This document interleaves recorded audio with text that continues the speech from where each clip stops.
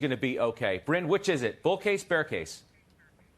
Well, maybe it's somewhere in the middle, but I will say this. How can it not be as good as it gets when from February of 2020 to April of 2021, last month, we've had 54% of GDP in fiscal and monetary stimulus. We have a great consumer, fantastic earnings, and so you have this mosaic of so much overstimulus, also healthy balance sheets. So I think this year could easily be as good as it gets, because I don't know how growth can be so strong going forward once the Fed stops to inject $120 billion per month, and once Washington stops putting trillions of dollars of new spending into the economy. That's just not sustainable. So I think right now in the short term, you're going to continue to have this churn in the market with an upward bias. But I think that investors need to be cautious in terms of understanding that the last year and a half has been incredible in terms of the amount of manipulation, we'll say, a lot of it needed from the fiscal and monetary side.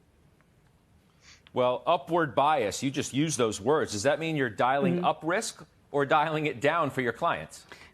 Yeah, well, you know, we actually last week in our aggressive portfolios, which were 100% equities, you know, we dialed that down because from an asset allocator, which is what we do, you have to do it ahead of time. And so we are looking to put together long-term portfolios, and you can't wait to dial down risk once it's upon us, because as we know, these sell-offs that we've had really over the last 5 or 6 years, they happen really quick and really soon. And I just, once again, there is not a playbook that I can go back in history and say, when you had a pandemic, over 50% stimulus in the market as it relates to GDP, how does this play out? And I do feel that even though the Federal Reserve has 780 PhDs, so like the most expensive research firm out there, I do think they are going to be behind the 8 ball, and I think they're going to let this go longer. And when they start to taper, I think the market will absolutely have to create a new playbook. And so for that reason, I don't see the playbook, how it plays out. We are dialing down risk.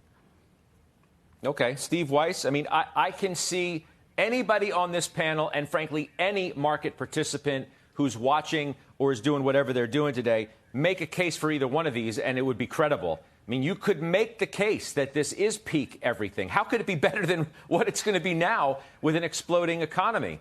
Or I could say, you know what, I believe in the Fed.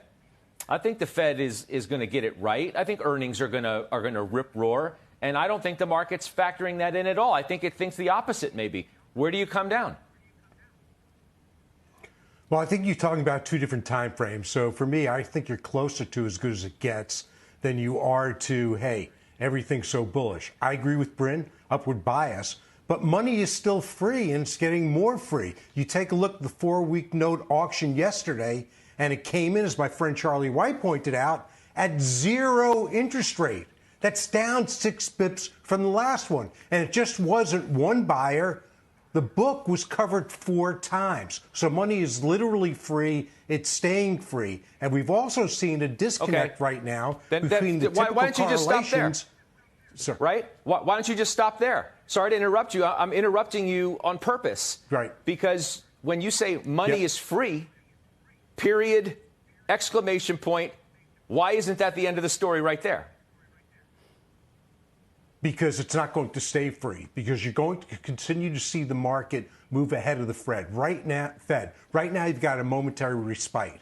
So you've seen the 10-year move down from a 1.7 now to a 1.6. It's down today. You've seen correlations break down between technology. We're seeing NASDAQ down today, despite the 10-year yield being lower. So I think that's momentary. We'll get inflation numbers again next month. I expect them to be strong. So what you truly have to have here is sort of what I've done. I also dialed down risk, as I've mentioned on the show over the last few weeks, but I'm taking rifle shots. We're coming out of an environment where everything worked. You had to do no work at all. It was strictly momentum. Now it's going to be very stock specific, not even sector specific, stock specific. And your time frame now has to expand. The days of immediate gratification, in my view, are completely over, or will be over relatively soon. So it's okay to be invested, but now you really have to take that longer time frame, and you have to be opportunistic.